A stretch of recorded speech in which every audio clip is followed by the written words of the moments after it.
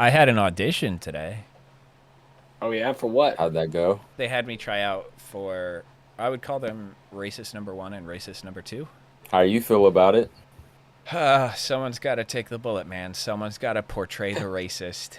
Unfortunately, when I finished, they said, that was really good.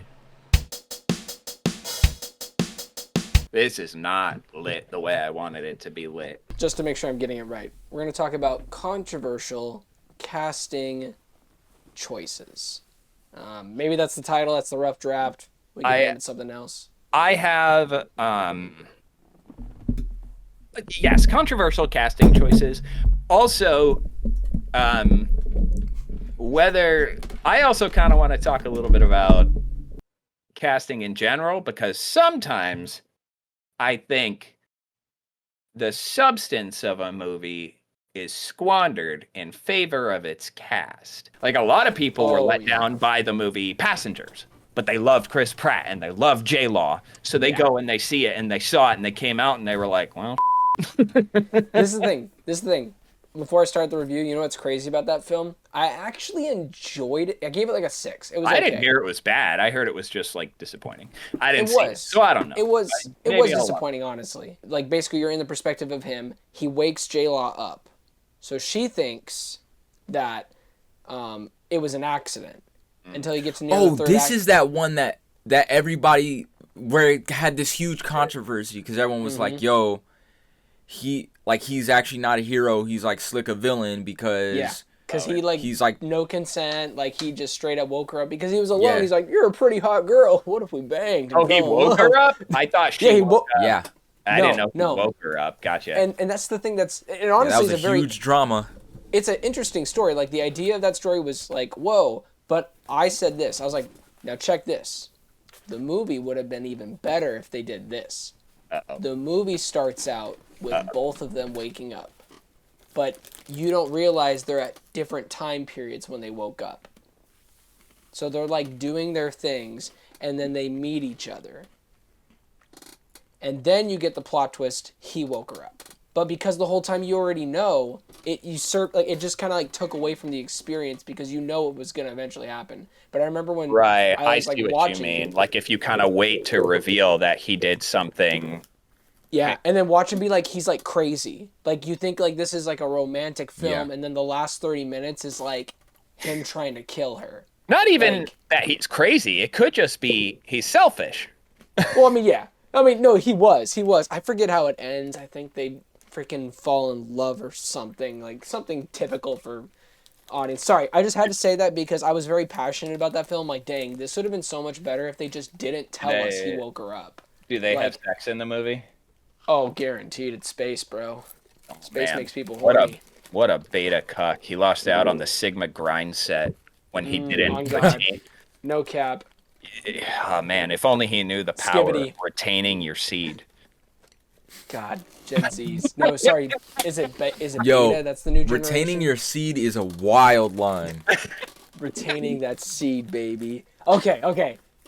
Let's get this. The main accelerant to us even talking about this in the first place is the instantaneously infamous return of Robert Downey Jr. as the mainline villain, Doctor Doom, in the Marvel Cinematic Universe, and whether or not that casting dumbs down. Rich, you saw Infinity War and Endgame and all that, yeah? Oh yeah. Oh yeah.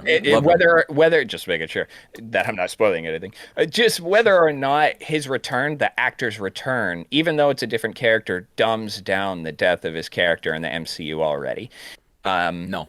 You don't think it does? That's my fast take. No. Ooh. This is awesome. I love this. Yeah. We can look at, in a way, like the meta of it, which is the business and the actual like gears and mechanism that creates the stories and puts it out there. And we can also talk about the storied world itself, or that cinematic universe itself. And then we could also go down further into like the character.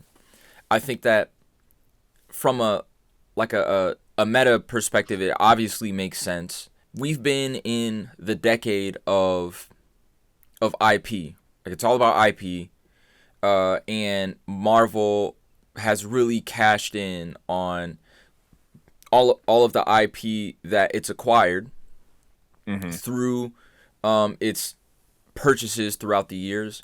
And they've just been slowly working their way through catalog, and building new technologies, trying out different things. And so when you have a character and specifically a franchise that's continually, I don't want to say has been like unsuccessfully rebooted, but like, yeah, which is Fantastic Four.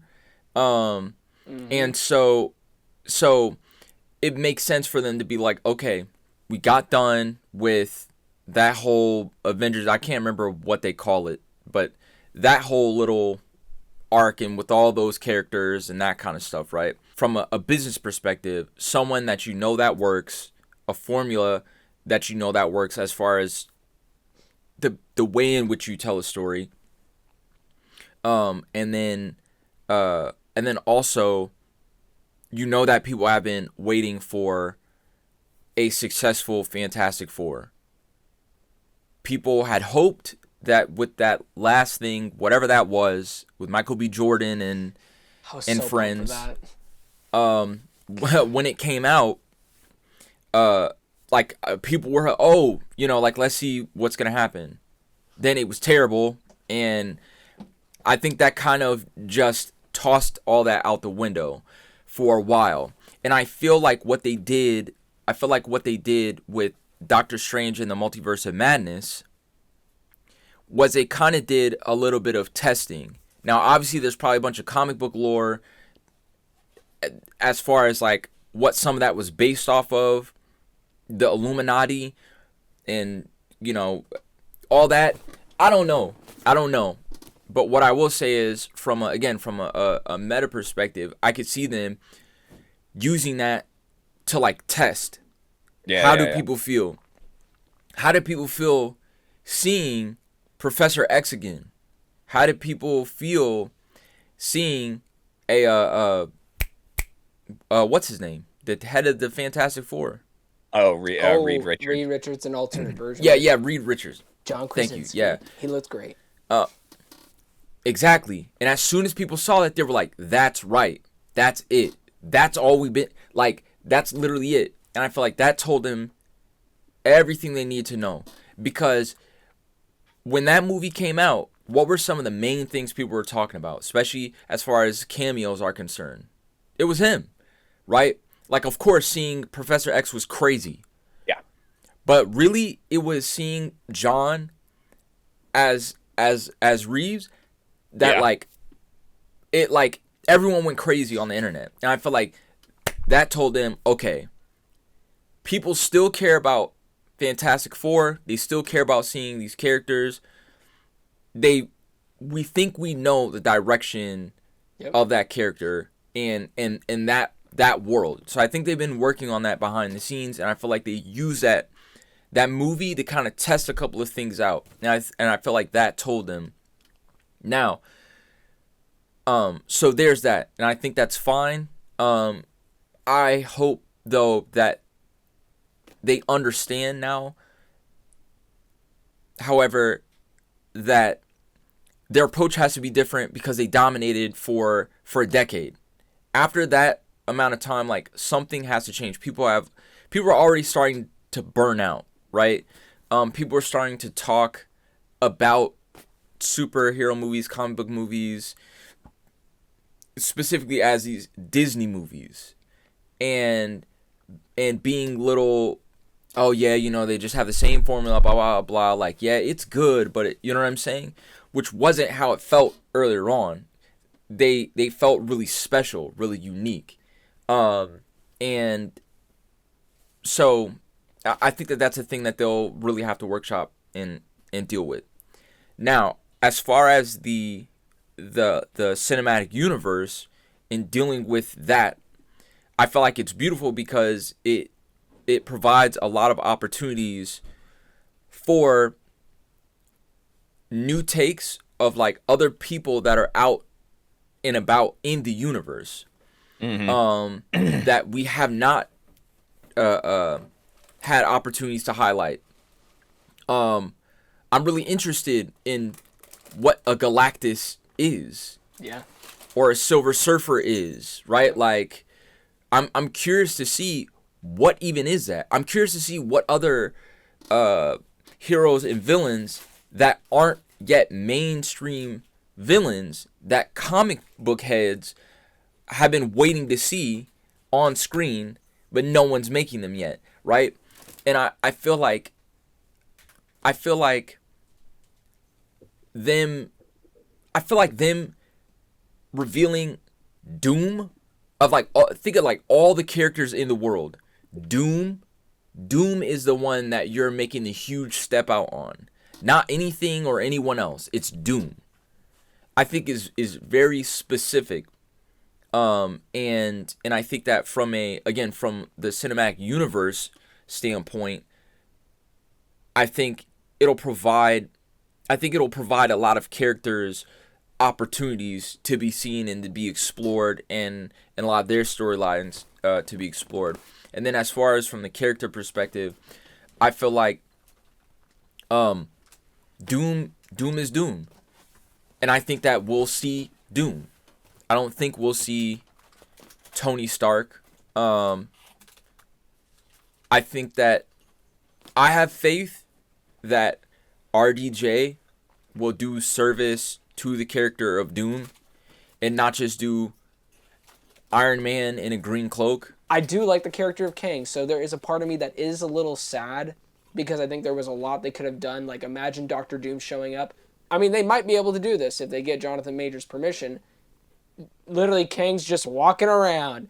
Doctor Doom, dead. I don't know. They could do that. They could literally do that. Or he obliterates all those Kangs in the stadium. To like establish how power. dangerous he is, like they did with Hulk and Thanos. Just had Thanos immediately trash the Hulk. Just to be like, see how strong he is? He's so strong. They need like an Infinity War opening where literally exactly like how you establish how powerful. Like, we've already gotten hints of how powerful Thanos was in post-credit scenes, but you needed to establish how really powerful he was. He basically beat up Thor, and he killed all the Asgardians. Then he beat up Hulk. Then he choked out Loki. Talk about an opening. Like, that's huge. Oh, so you know what? My only fear with this decision is we are 1 year away from Fantastic Four. And then after that, we're another year away from Avengers Doomsday.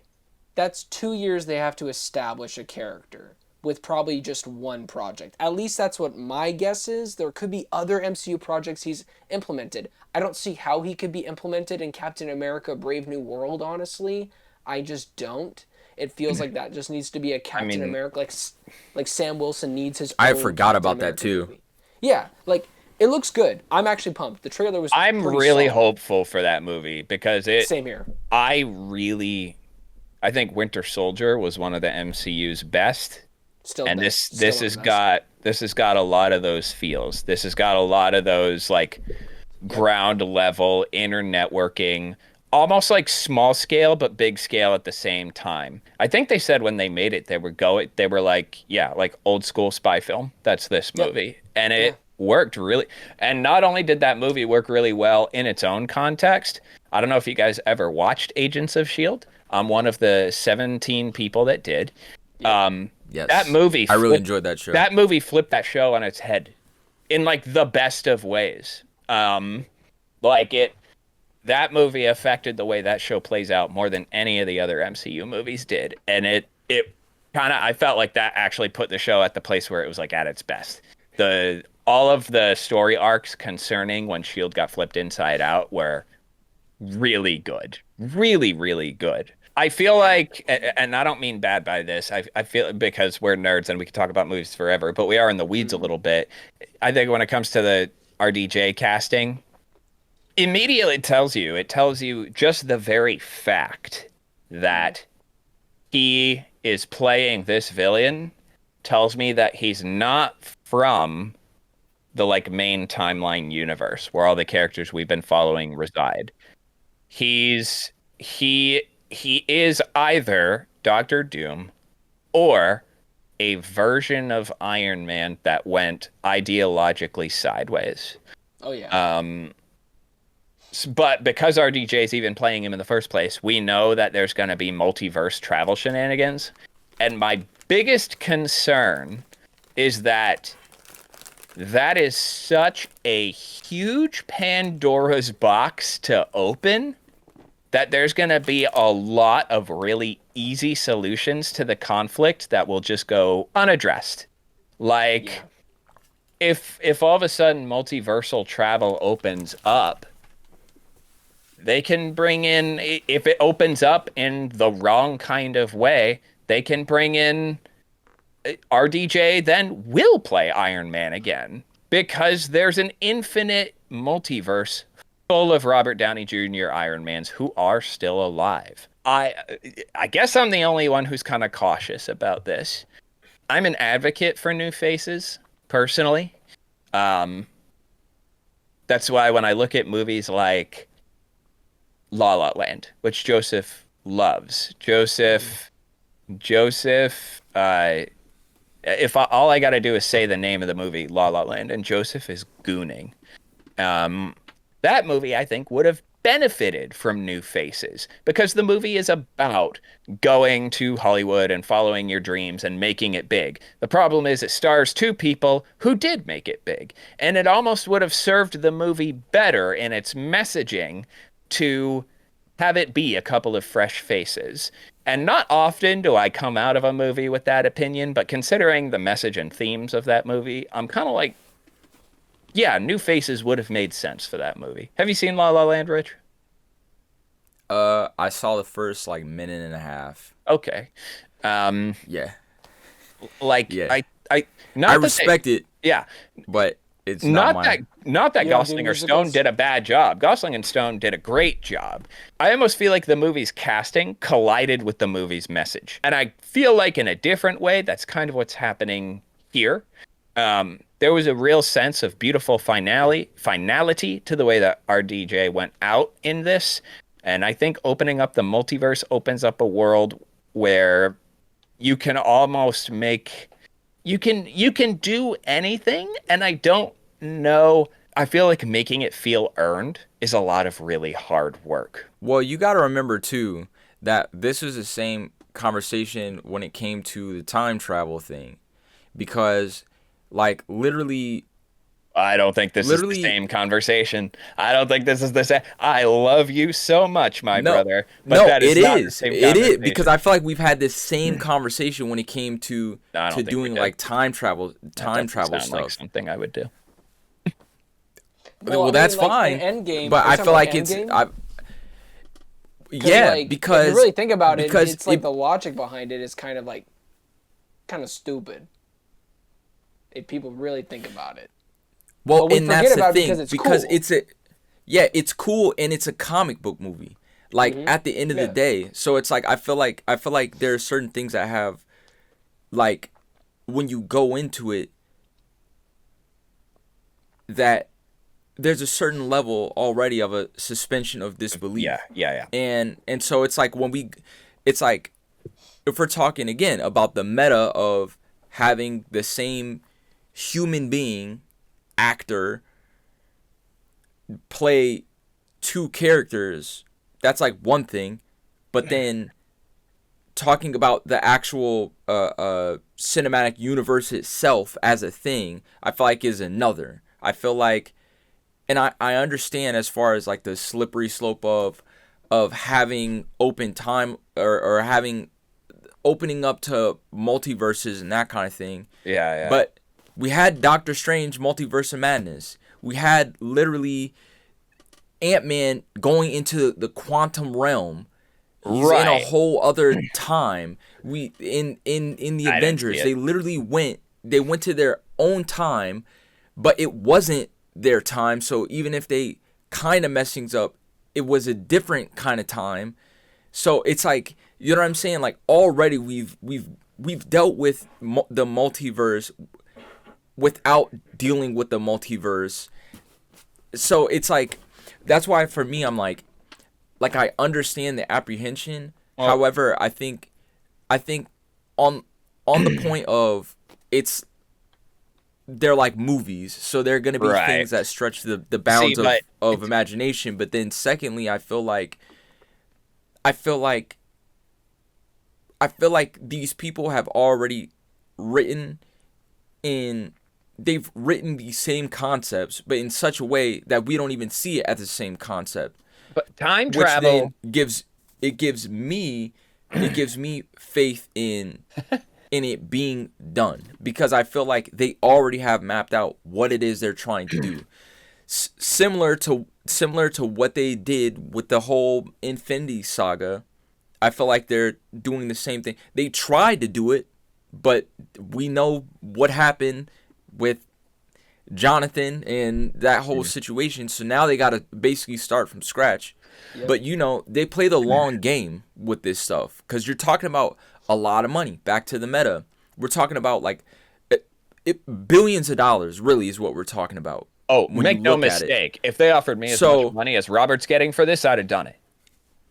I'd have done it. I mean for the studio. I'm saying as far as them trying to not mess this stuff up. And I'm saying There's other thing. Yeah, I'm saying like as an actor. I'm saying. Yeah, sure, yeah, as an actor. But I'm just saying, if we're talking about the writing, if we're saying that we're scared about the writing and them just muddying the waters with the multiverse, what I'm saying is, I think they're gonna make sure not to do that, because they would really fudge up billions of dollars down the line. Well, I feel like they're having the Russos come back. So Joe and Anthony Russo, the guys who did Winter Soldier, the guys who did Infinity War, the guys who did Endgame, they're coming back to do Doomsday and Secret Wars. That's why I have faith. That is the only reason I have faith. Because if it ain't broke, don't try to fix it. Like, they were trying to get the Shang-Chi director originally, Daniel Dustin, whatever his last name is. He did a good job. And he's a great... I honestly did a really good job pumped. in that movie. I was so pumped for him to do Kang Dynasty. And somebody could look at that and be like, what the heck? Why would they get him? He just did Shang-Chi. Well, you could say the same thing, honestly, about the Russo brothers. I mean, yeah, they did Winter Soldier, and then they did Civil War, arguably some of the best comic book movies ever made. I think Shang-Chi is honestly one of the best comic book movies, origin movies ever made. I'll say it like that. I love it. I think it's a great film. But it was a little bit of a risk to do that, and luckily they couldn't align things up. And then there was rumors, and honestly, I would have been fine with this. The director of Free Guy, Deadpool and Wolverine, arguably one of the... Sean Levy. Sean Levy. It's the funniest MCU movie. It might be the funniest comic book movie ever made. I said it. After watching it 5 times, I think it could be the funniest comic book movie next to Deadpool. It's funnier than Thor Ragnarok, funnier than Guardians of the Galaxy 1. It's definitely the funniest MCU movie. So the idea of him being a part of Avengers, he knows how to make fun movies. Sean Levy is incredible. But at the end of the day, if it's not broken, like if you guys did these 2 phenomenal Avengers movies and then previous Captain America movies, and you want them to come back to do the last 2, where it's been in a state of what are we gonna do? They are honestly the only ones who could at least bring the movie to like a 7 minimum. That's my hope. The movie's at least a 7. Like, at least it's good. That's all I want. Like, I don't want it to be disappointing. I don't want it to be bad.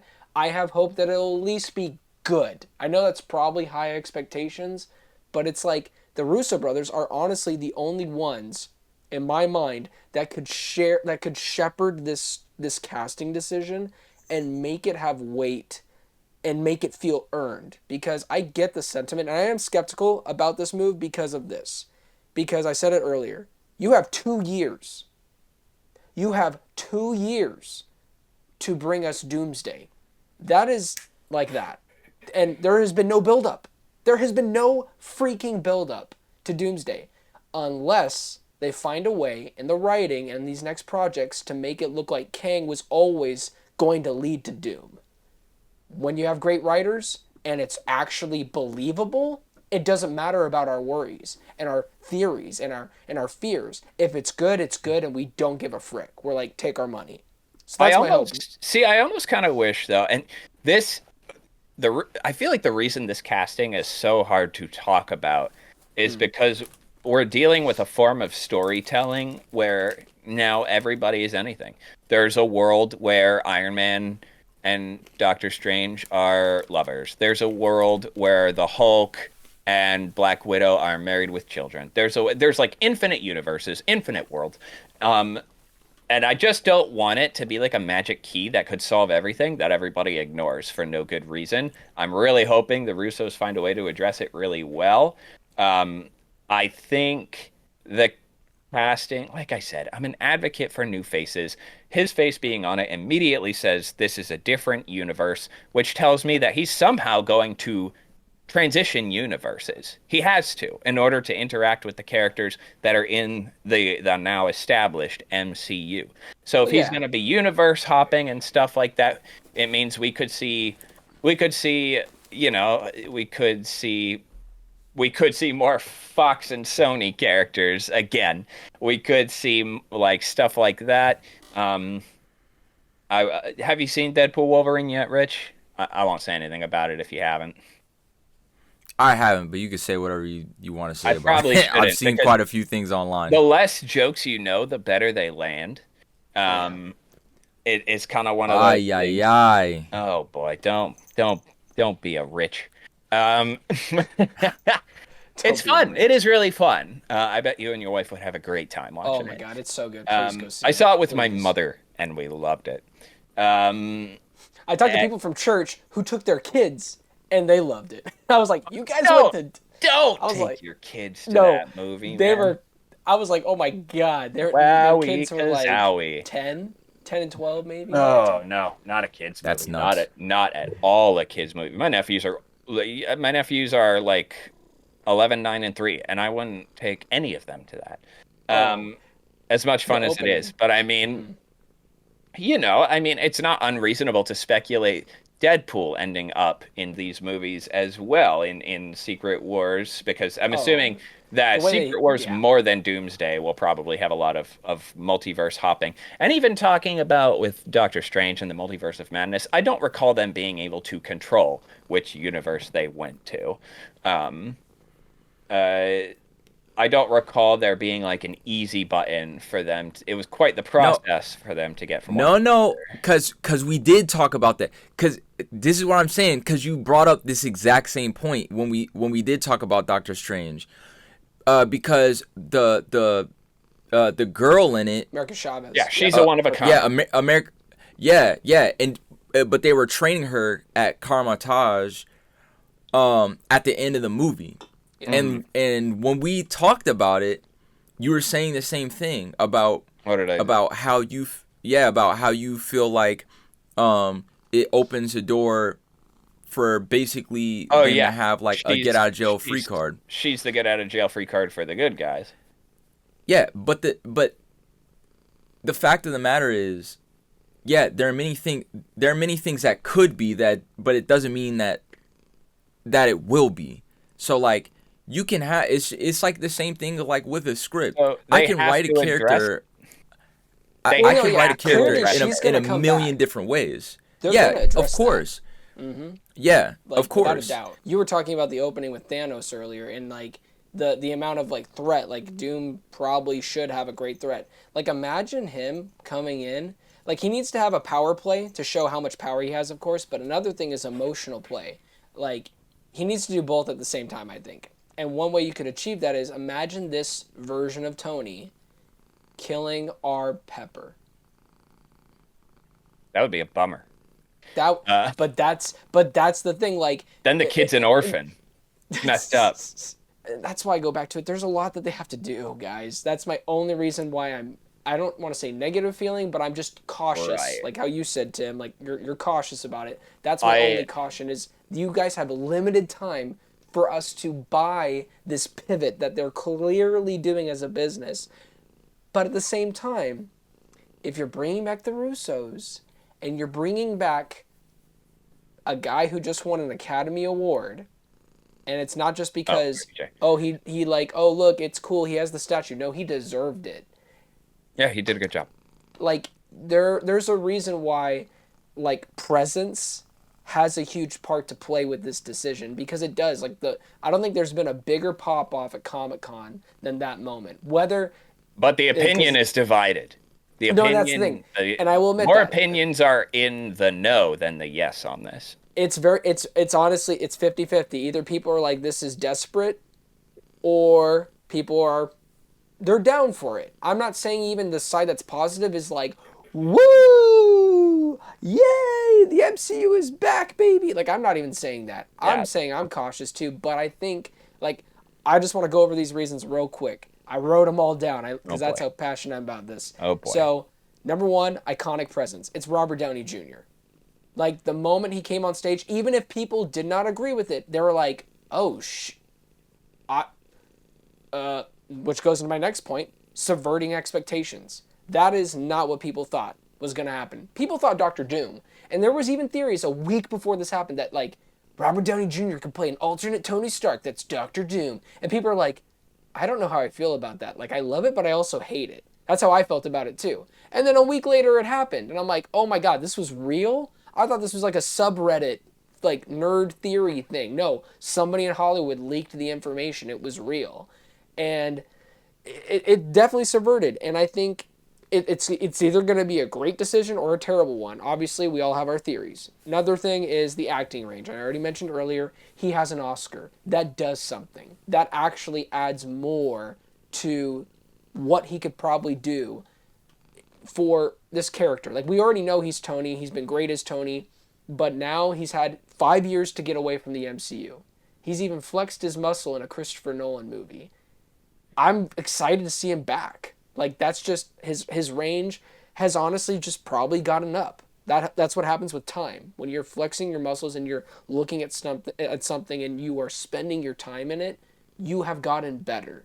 So he might even pull the best performance of his MCU career. I'm not saying that's gonna happen, but there is a potential because it's Doctor Doom.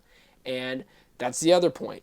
The character depth. There is a lot that they can do with the Doctor Doom character because he has such a great backstory, and there's actually very different versions of Doctor Doom, which clearly with the whole thing is it's either going to be actually Victor Von Doom, which is what Russo brothers said, the only person that we want to play Victor Von Doom is, and then they let him walk on stage. So it's like, okay, is he Victor Von Doom, or is he Tony Stark, but he actually is from Europe, and they decided to stay there, not move to the States, and he became a crazy psychopathic man. But instead of saying Tony Stark, like how people would change their names when they moved to America, he still kept his name Von Doom. Like, they could go in that direction. Like, they could totally go in that direction. I don't know which one I prefer. I don't know if I prefer an alternate evil Tony Stark or him just playing Victor Von Doom. I don't really know, and honestly, quite frankly, I don't care, because if it's a good script and if it's a good execution of that character, I don't care. But I'm hoping it's good. Obviously, I don't know. So the last 2 points I have, complex relationships. Do you have any idea? Like, I don't think people actually thought about this, guys. What this decision means. Because even if he's an alternate Tony, or he's just Victor Von Doom, the other Avengers who know Tony, who bled with Tony, who fought with Tony, that's their brother, that's their friend, even some being their mentor. Imagine Peter Parker's response to seeing someone that is like a father, and he is merciless. Yeah, sure. He's killing people. I don't think people have thought about that, to be honest. I think they're just fixated on, they're like, it's a desperate move, blah, blah, blah. You want to know another thing that's annoying with people? They want to act like Victor Von Doom's has been executed greatly. Like, why can't they just stick with a normal Victor Von Doom? You realize all those movies sucked? Like... Why not try something different, idiots? Well, part of why they sucked is they felt like the villains weren't done well. Because, well, yeah, and here's the thing. Yes, somebody could say, well, why don't they just do a good job of executing it? Well, what's the difference with them doing an alternate version? They've already tried that. To me, that's why I'm okay with it. They want to do an alternate Tony. Because it's so different. Can I come in with No, let me finish. Let me finish, Tim. Let me finish. I'm almost done. Don't make me turn into Doctor Doom over here. Just What? I freaking love the idea of the complex relationships because I don't think a lot of people have been There's a honestly thinking about there's a that. lot of really good potential there. I agree. And the last point, you either die a hero or live long enough to see yourself become the villain. Why can't Different you just do movie, but both? okay. Why can't you just do both? Yeah. Literally the greatest, like there was this one video clip, I think Jeremy Johns, he put it together. He put the Dark Knight clip and then Iron Man saying, and I say, why can't you just do both? Literally, that's all I need to say about that because Robert Downey Jr. is the man that can pull that off. Mm-hmm. And if the MCU were to explore multiverse or alternate realities, having Downey as the Doctor Doom could be an intriguing way to play the idea of this duality between these two different versions of the same person, one heroic and one villainous. That to Yeah. me, and I think Richard, I, you said that in the beginning, and I really wanted that to be my last point of why I think this is genius, because that's genius. Yes, it can be desperate. Losers want to use that word, but I think it's actually genius. And here's the thing, I'm not saying I'm like 110% for it. I'm still worried. That's why I mentioned that before I gave all these exciting points. Because you have 2 years to make all these points I made actually like worth it. Because these are all just theories at the end of the day. But yeah, to me, it's his presence, his range, the expectations that were subverted, the character depth, and the relationships that can be like cultivated with this version of the MCU. Because people can say, "Oh, this comic book version of Doom I don't like." Well, the MCU has deviated from the comic books, guys, for so long. And by guys, I mean the people that I might be pissing off online. You want the movie Civil War, guys? That's not the same thing as the Civil War that we got in Captain America Civil War. So different from the comic books. But you know what? Guess what? You loved it. You can't deny it, nerds. You loved it. yeah, it was And a it good was movie. different. Why? Because the characters we get are executed in a way that we care about them and we love the Also, fight partially between them. it was also partially because of rights. Well, yes, Like yes, a huge but part. Daredevil's a huge part of that story, true, true, but at the same time, they or at found a least a decent way part to of it. make a story that felt like earned in the universe they created because they're not going to go 100%, 70% along with the comic books. Clearly, they're not going to do that with Doom. But that's my last thing about why I think it's a genius You know, move because it's the world that you create and how good it is. I'm And gonna hopefully it's going to be good. I'm gonna blast in with a really blazing hot take here, Mm. which is there is a particular because part of what would make an Iron Man who becomes Doom dangerous is just how smart he is. He's very smart, and that'll make him very dangerous in a lot of, I think, really creative ways. But there's one character who I think they could do more with, and this is a really hot take, guys. My hands are burning. Um, because there's one character who's also incredibly smart, who has dealt with like multi. I'm trying to remember if he did a lot of multiversal stuff, but he's super duper smart, and he would be really dangerous if he went bad, because he did go bad once for a minute, and he was really dangerous, and that would be Stellar Skateboard, aka Stellan Skarsgård, aka um, Dr. Eric Selvig, uh, who was like the genius scientist who was like Natalie Portman's blah blah blah. In another world where he goes evil, that would be a disaster. Because Robert Downey Jr. as an actor, he's been tapped. Iron Man has been tapped. Doctor Doom is new territory. And if they wanted to like recast an actor uh, to play a character that they haven't really dived into yet, I feel like there's a bit of fertile soil there. It's a wacky take. It's out of left field, but when he was under like Loki's control, he was very dangerous. Not even necessarily in a physical sense, but he was incredibly smart, and he more or less single-handedly prepared New York for an alien invasion. I get you're going into like a superhero movie and you're suspending your disbelief for blah blah blah blah blah, but I movies have to play with that pretty delicately, I think, because there are like for people to ignore common sense kills my suspension of disbelief. That's the big one for me. That's what kills my suspension of disbelief is ignoring common sense, ignoring easy solutions. Like in Jurassic World, I had to I couldn't suspend my disbelief for part of that movie, as much as I actually kind of like that movie. The first one, they send two live humans into the Indominus Rex's cage when they're like, we don't see it. We think it got out. And it turns out that it was just camouflaged and waiting for the door to open. I couldn't suspend my disbelief that much because there's a plot point in the movie later down the line where they're like, it clawed out its tracker. It had a tracker, which means they didn't check the tracker before putting two live people in its enclosure when they thought it was gone. So the whole movie could have been avoided if someone had just checked the tracker when it was still in the cage and they couldn't see it. That kind of But it thing. was still a good movie, though, right? It was still classic. It's And not a classic. Let's all calm down. And that's was the a thing. fun movie, It but came out to be still a good movie. And I feel like the thing is there are going to be moments in some movies. There are going to be moments in some movies where there are going to be some things that don't line up, or, oh, why didn't they just do blah, blah, blah.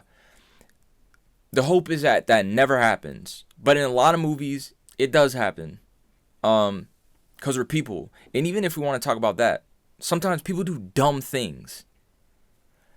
I don't know what kind of jobs you all have worked at, but I know I've worked with some wonderful, but also people that do not make great decisions.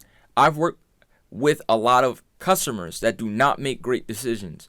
Like, we live in a world with people that do not make great decisions. So it doesn't necessarily bother me or take me out of a movie when it's like, oh, they're so dumb. I just see it as, that's a dumb character. Why'd they just do that? Or why didn't they just think of blah, blah, blah? So, well, and I think that that's the difference. There are people that's going to really bother, and there are people that it's not going to bother. And I feel like you're going to get bothered by it.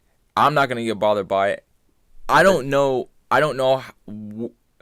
where on that spectrum like a lot of people are, but I think that I feel like different people feel differently about different aspects of film. Same way that it doesn't bother me to get spoilers. I don't care. But for other people, it's a really big deal. It seems this is a thing for you that's a really big deal. I don't think most people are thinking about like, oh, well, if you have a multiverse, then you could have 5 billion other things happen.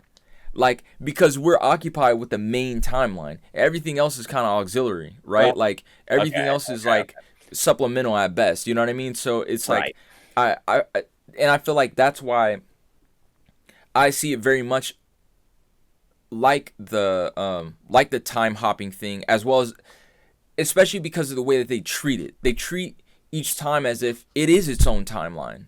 It's on its own trajectory, right? Because if you remember in Endgame, right before they were jumping, who is it? Rhodes, he was like, well, why don't we just go back in time and like just kill Thanos when he was a kid? And then like that's not how time travel works. Because each one is like on its own rails. Mm-hmm. Right. So again, it's like each one is its own universe. Right. And the so universe is on its own rails.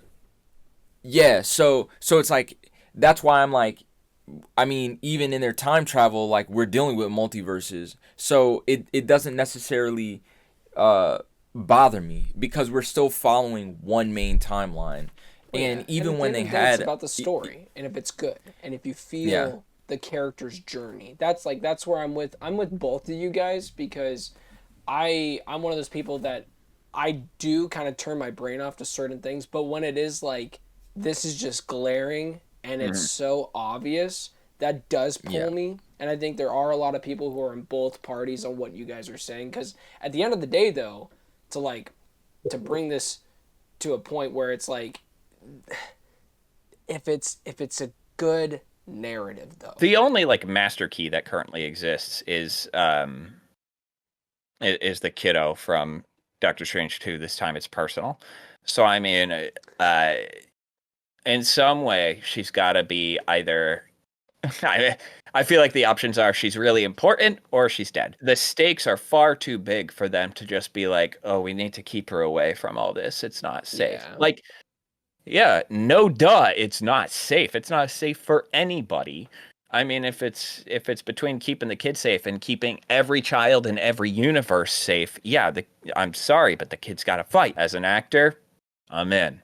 Just as like a purveyor, I think I'm closer to no than yes. I do like the potential meat on the bone for like Spider-Man having to fight him and other characters having to go against him and stuff like that. I think there's something really there. At some point, things gotta shrink down. That's part of why I kind of like the look and feel of what I'm seeing for Brave New World is like right now everything's just everything in the MCU is getting bigger, bigger, bigger. There's a million Kangs, there's a million universes, there's this. But at some point, I feel like it's gotta get small again. Oh, yeah. I mean, we have Agatha all along, which I'm actually excited for, and it doesn't seem like this big show. It's more about Agatha realizing she's now out of this funk because Wanda died and Doctor Strange, so she's no longer in I don't this, think like, she's dead. you know, no, well, here's the thing. I don't think so either. But there was like this Marvel canon book where they basically said, yeah, she died. That red blip, that smoke or whatever, she died. I don't think so, though. I think she teleported or whatever you want to call it. But I get what you mean, though. I do miss like the idea of the MCU balancing their stories of big epic proportions and then also intimate ones, like Winter Soldier, even though it was huge and it did a lot of ramifications for the MCU because of the Agents of S.H.I.E.L.D. and stuff, Hydra, but it still felt like this is Captain America's movie about a friend that was lost and now found.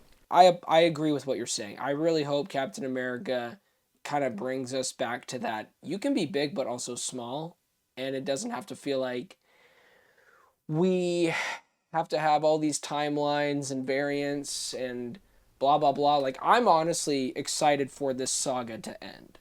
And I think they're going, and my hope is they're finding a way with this casting decision that this is like a nice wrapping of the bow and we get to say goodbye after Secret Wars, and then we move into my theory what the next saga will be called, the Mutant Saga. That's what I'm hoping for. I'm praying to God that You they think we're gonna end this get X-Men? multiverse crap. Yes, because of Secret Wars. I think because of Secret Wars, that's gonna, like, we already got hints from the Marvels and the terrible Marvels movie and Miss Marvel, because she's technically a mutant. She's the first mutant, I guess, in the MCU. There's rumors that we're gonna have I think, what is it called? Animanium? Is that what it's called? Oh, The adamantium. Yeah. Yeah, that stuff. Wolverine's metal. So how they're going to establish it in the MCU is through the Celestials, because they're made out of that stuff, and their body is Really? literally, yeah, and it's kind of cool. Like, yet again, That I did not know. like, it's rumors, but like that's the reason why the Celestial Tiamat is going to be in Brave New World, because the world's resources are trying to obtain that resource, which then that's how we'll get this lovely guy in the MCU, which is kind of cool. But that idea, which is just a theory, to go back to your point, Tim, it's big, right? Because it builds off to like the future of the MCU and what it could do, but it still feels like it's not this huge thing that's dealing with all these different variants and blah blah blah blah blah. Right. So I feel like I get that. I at some point when you open a box like this, it's got to buckle under the weight. And as much fun as it has been to have timelines jumping around and to have all of our Spider-Mans together, which, don't get me wrong, I loved. I adored No Way Home. I thought it was fantastic. At some point, the sky just can't be the limit anymore. Oh yeah, because you can't have the same the same threat every time. Their timeline's gonna be destroyed. Ah! The writers can't skate on other timelines forever. The writers can't and should not be able to skate on who they cast in a certain part forever. Like, people are going to see these movies solely because Robert Downey Jr. is even in them. I know we were talking about other castings before too. Um, like, I'm gonna give kind of a weird one. Here's a weird bit of casting that I'm not against the casting itself. What I'm kind of against is like the way it played out. It was my favorite, least favorite movie, Interstellar, where they're looking for this guy and they find him and they wake him up, and the camera moves in such a way that it made me feel like I should be like, wow, it's Matt Damon. Matt Like, Damon. it made me feel like I should be surprised that Matt Damon is in this movie. And that felt weird to me. It felt really weird to me that it came from a Nolan movie, but it felt weird to me in general that it almost felt like the plot twist was Matt Damon. Like, it doesn't matter to me that it's Matt Damon, really. But it was weird to me when the movie was like, and here's a dramatic big pan and tilt. Whoop, it's Matt Damon. I'm not against them casting him. I'm just kind of against when it feels like a plot point of the movie was, check it out, it's Matt Damon. And the MCU thrives on that, though. That's the thing. They, again, for example, Deadpool Wolverine thrived on those angles, especially. But one of the Deadpool is biggest a ones. meta character. Deadpool is a fourth wall it character. makes sense. It makes so sense for the that story. makes sense. Yeah. Interstellar is not. No, it's a science fiction. Yeah, drama. but they didn't do that in the adventure or in the Avengers Infinity War or the saga. They didn't do it during that. And like thrive off of just cameos. Like they had a legitimate story, like everything they used like made sense. Yeah. For that world. And that's what I'm saying. That's why I'm like I'm not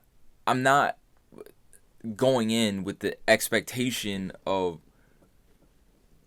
like I'm not worrying about the possibility of problems. You see what I'm saying? Like the possibilities.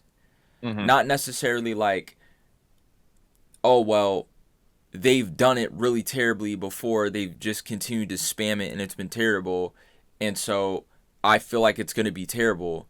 But more so just the possibility that it may be terrible because of the endless possibilities that they have available to them. You see what I'm What would saying? be your Like concern, though, like- if you had to choose something? Like, what would be a concern? Richard, you're so relaxed. Make up a concern for us. Be yeah, negative. I mean, yeah, if I had any concern it's that it would just suck. Like honestly, Just wouldn't be fun. Cuz then it would just be like a waste of time. Like all those 2 years the of like potential. yeah, it's like the idea of, and I know other movies have happened in the MCU after Infinity War, but to me it's kind of like they haven't, because Because you haven't watched it's like no, well, some of them I haven't watched, but yeah, it's just because of the fact that like there hasn't been a major narrative. Oh yeah. It doesn't feel like we're working up to anything. Mm-hmm. Like, Yeah, like we Infinity had War. it slightly with the King stuff, but here's the problem. The problem is what they did with the MCU, culminating and ending at Infinity War. What they did was they spoiled us. That was almost like a once in a lifetime run, to be honest. yeah. Like Oh, yeah. that was an insane run, and I don't know how many people really think about that. What they did, all the movies, all the stories, all the characters, how they wove them together, and that finish is crazy. Oh, yeah. Crazy. Some people say they should have just ended it with Captain America and Peggy dancing. Like, That's just how they should have ended the saga. Yeah, it was a great ending. I can understand their thought on that. But that was an insane run. Yeah. And so there are things that we expect. There are things that we expect that I don't necessarily know if we're going to have that again and in that way. Not because, oh, Disney is Disney and they run. Not even because of that. Just because what we saw was such an incredible moment in time. Mm-hmm. Like, yeah, like, you know what I'm saying? So it's like, it would be terrible to then come back and for people to be in like have the to go into it with the mindset of like we're gonna have that again, and for it to be dookie, like that would suck. right. Yeah. That would suck. I don't You know think what it's I'm going to saying? be as So- good as Infinity War or Endgame. That's where my bar is at. I don't think it's Yeah. going to be as good. And I feel like because of that, I feel like they are victims of their own success. They had a vision for something and they actually did it. And they did something that was so incredibly ambitious and something that, as far as I know, is something that just hasn't happened before. And definitely not at that scale. Like, what they did is insane, just to be honest. Like, I got to give Disney their flowers for how the direction they took Marvel and the MCU. Like, Just to be honest. Endgame So was such a fun payoff. Oh, yeah. It was. Endgame was a crazy payoff. And so I feel like leaving on that kind of energy with a mainline story, trying to come in there, which is what people are going to be expecting, right? It's just like, I don't know how they're going to do it. I don't know how they're going to do it. It kind of speaks to, I feel like, what you were saying, Jack, earlier, as far as like, how are they going to achieve what it seems like they're trying to achieve in these next two movies, as far as with Doom. Yep. Unless a lot of the things, unless they are counting on certain expectations and it's going to be a complete misdirect. Mm-hmm. That's something that, Like, surprise, that has that guy been- is Kang. Now Doom must help the heroes. right. kind of thing. Well, not even something like that, but I mean, it could be possible, but well, but anyway, yeah, it's Jonathan like Majors there isn't are canceled. I almost kind of wish though there that are they some- would have. All right, go ahead. no, you're good. I mean, because for the most part, I said the main part of what I need to say, but I almost kind of wish that if the issue was strictly the legal issues with Jonathan Majors, I almost just wish that they would have just recast it and told the story that they meant to tell in the first place. Because now the story has to unnaturally contour in a new direction, and they have to try to make it feel as natural as possible. Yeah. And while not a lot of the movies necessarily hook into this overarching, like you said, like Thanos started in 2012, and there's been this long game to get him on the screen confronting the heroes. Kang is the closest thing we've had to that since then, and now he's just gone. I almost wish that they had just recast him and made the movies that they wanted to make, and then have Doom for the next arc. They would have had more movies planned out. They would have told the story that they set out to tell in the first place. They would have concluded this arc the way that they were supposed to conclude it in the first place, instead of taking who was probably going to be the big bad of the next big arc and pull him back into this second era of MCU filmmaking to be the bad guy here. So now they got to scramble to find their next villain for the future ahead in what might be the X-Men era. Well, part of the reason why I think that, like, I agree with you. At first, that was my thought. I was like, just recast Kang. Don't do Doom yet. Like, I know Doom is the obvious, like, next move for Secret Wars, which it felt like that was always going to be the build-up. Like, Doom was always going to be there, but not this soon. Now he is. And there is a way to execute it, because at the end of the day, if they execute it and it's great, we're all going to forget about this and our worries, and it's going to be like, this all, it makes sense, great, awesome, the Russo brothers, so glad you came back, buddies. But I think for this, and this is actually funny, I had a conversation with someone at church who came up and said, yeah, Deadpool Wolverine was great. But my kid told me I probably wasn't going to understand anything because the whole multiverse stuff and like Loki and what the heck's the TVA. And I told him personally, I felt like they did a good job handling the TVA if you've never seen it. But hey, you are a representation of a normal moviegoer. Yeah, so you sure. are going to be the many more like representation of money and income that Marvel needs to like sucker you in to sit at the theaters and actually enjoy this film. So to me, it made me realize, oh, I can see this.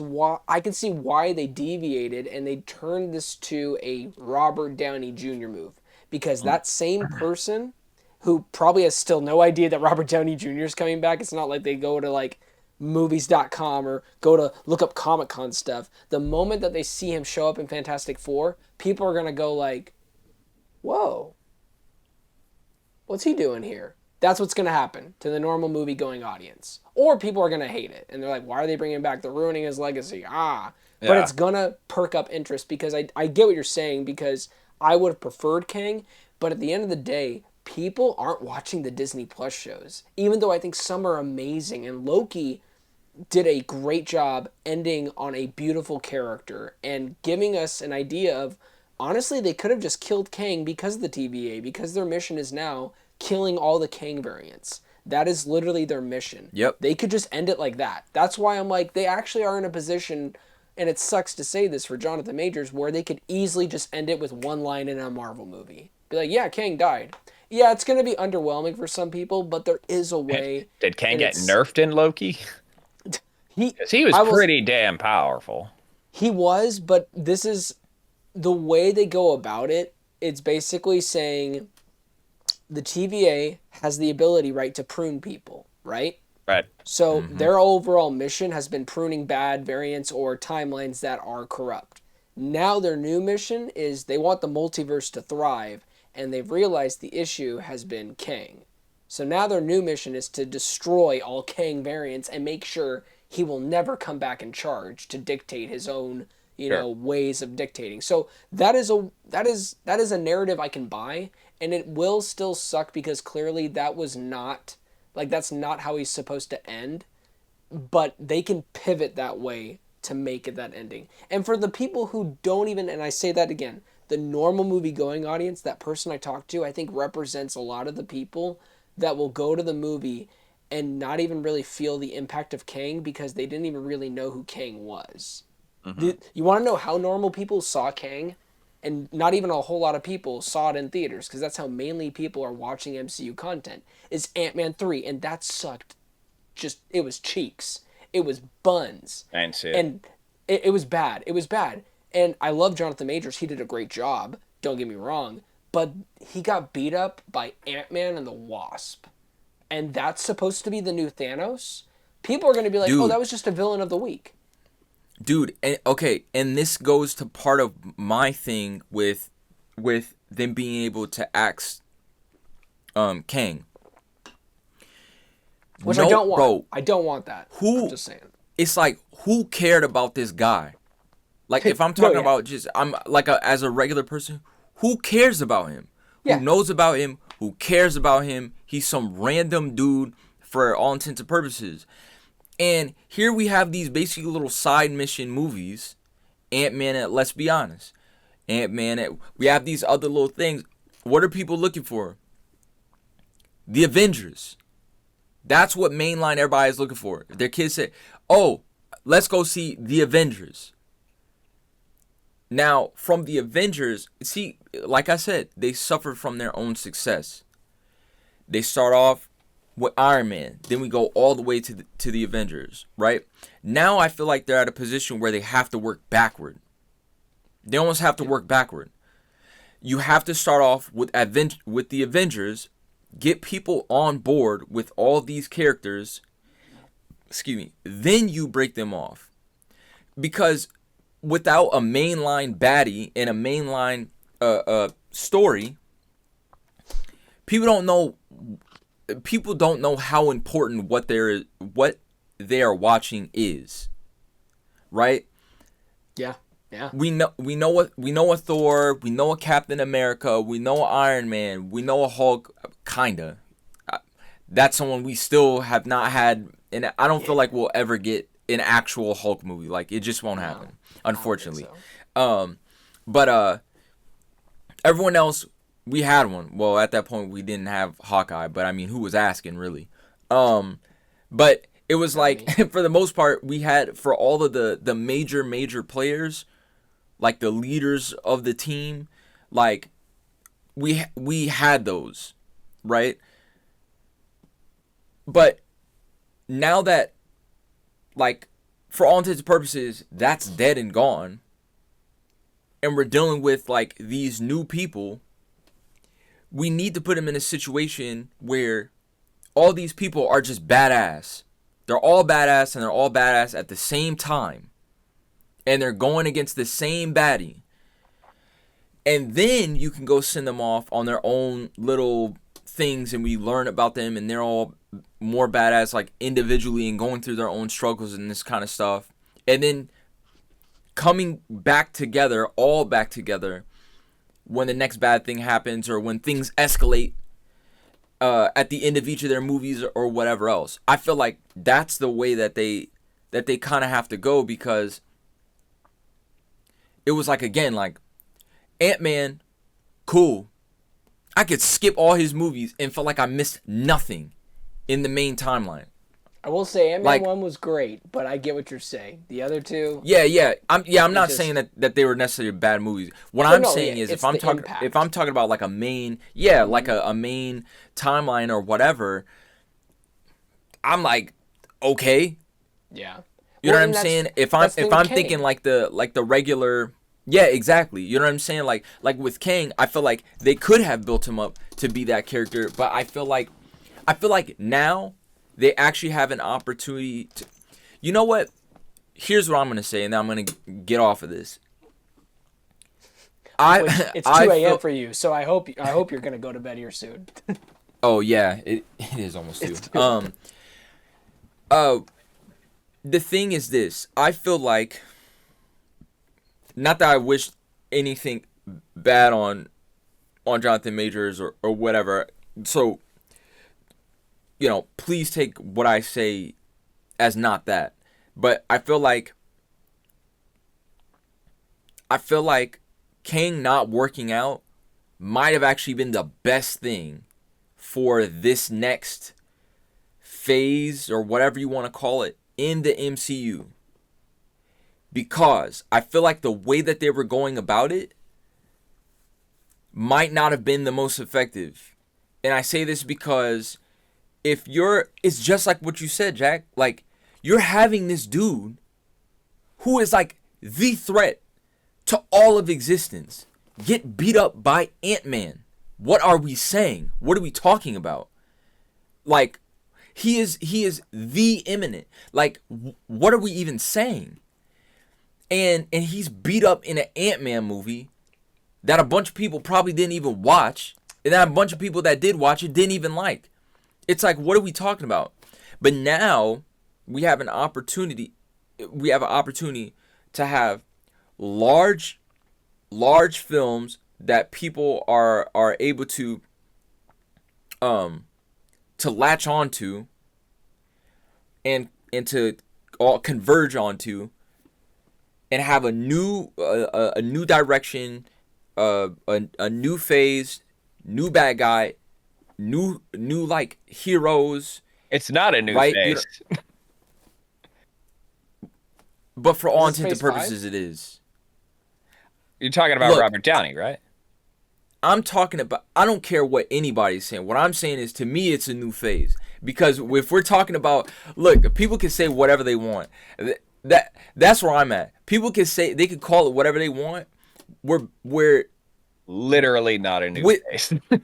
with character. With Kane, if we're talking about basically the entire story and narrative is pivoting from a direction we're going, it's a new phase. People can say whatever they want because that's what they gotta say on their sheet and their rollout. But yeah, it's like if we're talking about it's going in a whole nother direction, yeah, it's that one. If you want to say anything, maybe it was point whatever, phase 4.5 or whatever. But we're dealing with something else entirely. And so because I know everything else that they had in mind, they had to change a whole bunch of stuff in it. Because I know there are things that they plan for one film to have a payoff like 3 films down the line.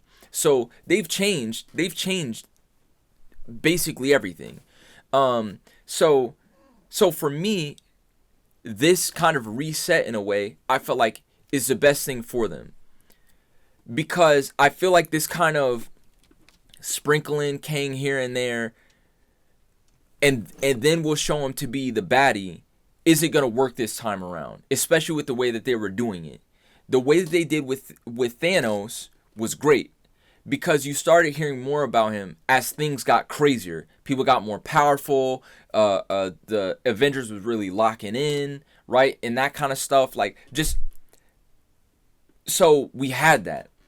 With the Kang, we're seeing his introduction with, to be honest, people and things that are not the most powerful. You know what I'm saying? Like, not the most powerful. I'm not necessarily talking about Loki and the TVA and that kind of thing, because that was kind of its own situation that was going on.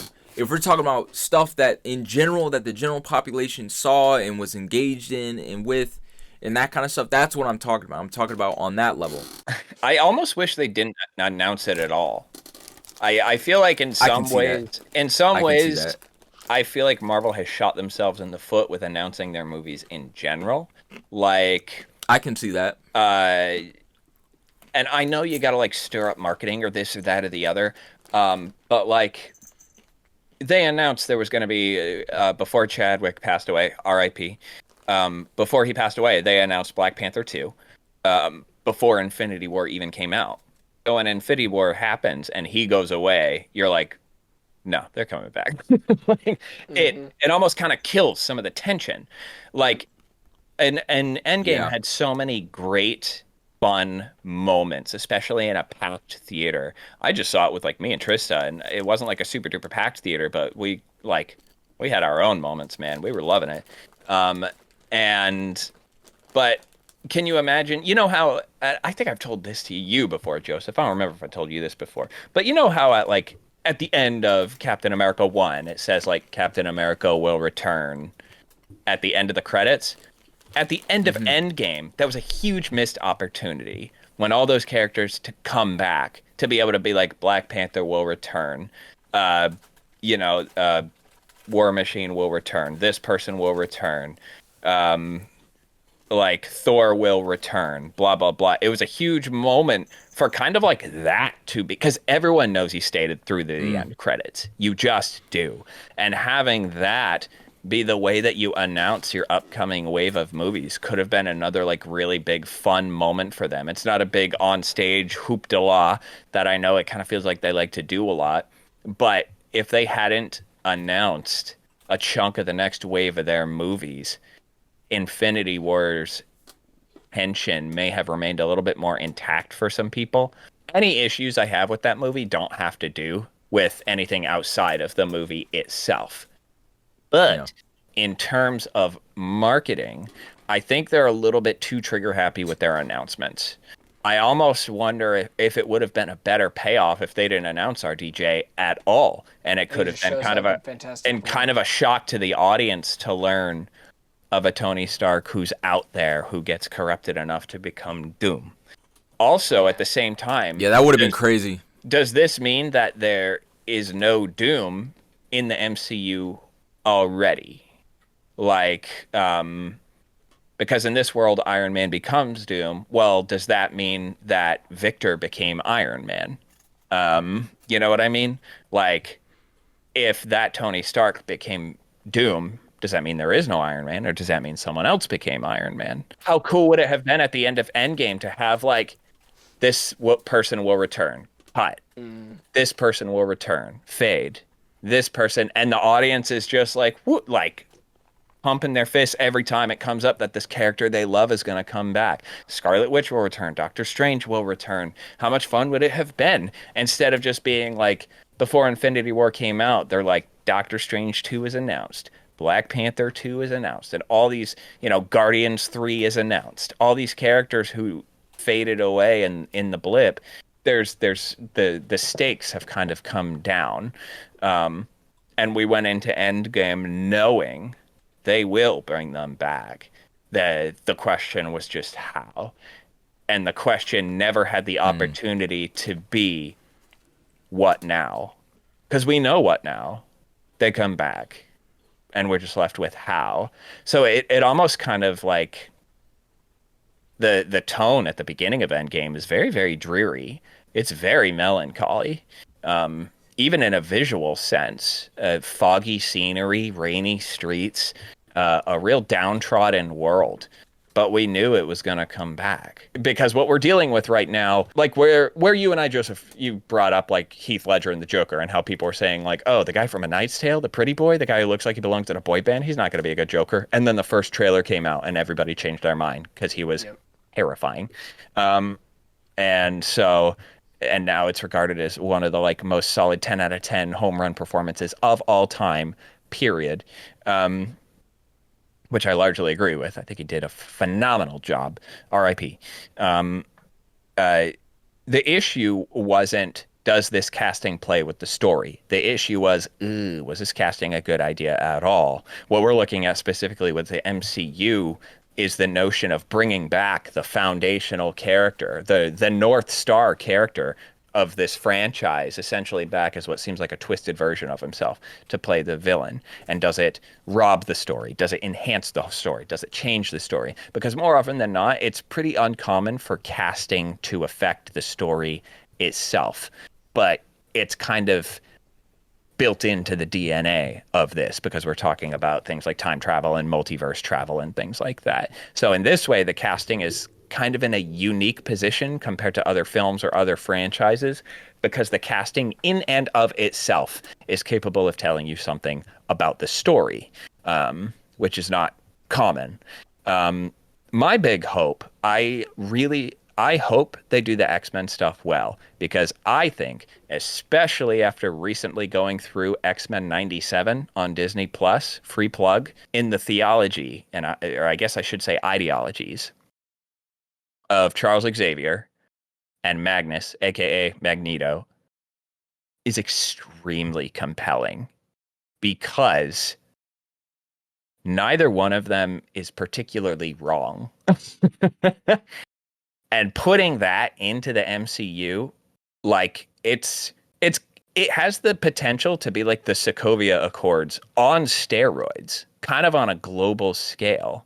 I mean, the X-Men movies and Fox set it up really well, to, like with scenes with politicians in office pushing for policy about having a registry of mutants or this or that. I mean, you could have superheroes who have government mandated jobs it is to find in, bring mutants in, put them on a registry, document their powers, strip away their privacy. There's a lot you could do with this. But I think to really make it work, something as big and complicated as the multiverse has got to go away. Have your cake and eat it too, because what do you do with a cake that you don't eat? Have your RDJ as Doom, have this big movie, have this, have that, but Secret Wars, I hope it cuts off the multiverse stuff. And I hope it cuts it off in a way that's like credible and a way that's impactful and effective and meaningful and has a lot of really good payoff. I think Magneto could be the next big villain past Doom. Because he's extremely compelling. He rallies mutants to his side. He could rally heroes and villains to his side who believe in his cause, and his cause is super duper relatable, and so is Charles's.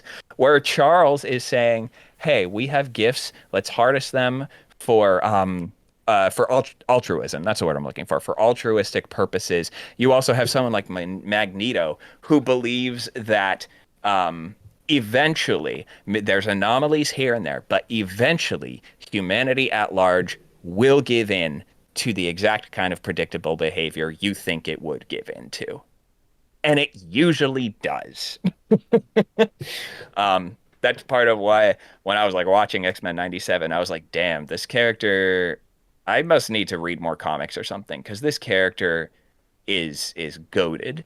He Magneto is a goated villain. There's a lot of potential, but that's the thing. It's just potential. And I guess the last thing I'll say real quick, and then I'll close up here. First off, guys, people who are watching, let us know your thoughts. Are you worried? Are you cautious? Or are you more excited? Or are you disappointed? Do you think this is a desperate move by a business that doesn't know how to actually read their audience, being Disney and Marvel? Hmm. But I think the last thing for me is I really hope they take these next 2 years to build up, because that's what it is. Doomsday is in 2026, unless they do that famous thing that Marvel is always known for doing. Actually, we're going to push it back another year because we realized we need more time to build this up. Oh, yeah, no ish. But I'm hoping they don't do that, Yeah, and like and I let's just mean, end this. Like, let's end this phase. But guys, please, like I said, let us know your thoughts. RDJ, good move, bad move, move. What do you think? 58.1% say it's a bad move, according to IGN, out of 96,000 people. And IGN, God, I love and hate you, IGN, so much. They have like 40 writers or something. I don't know. I hate IGN. And that's the end note. Hate you, IGN.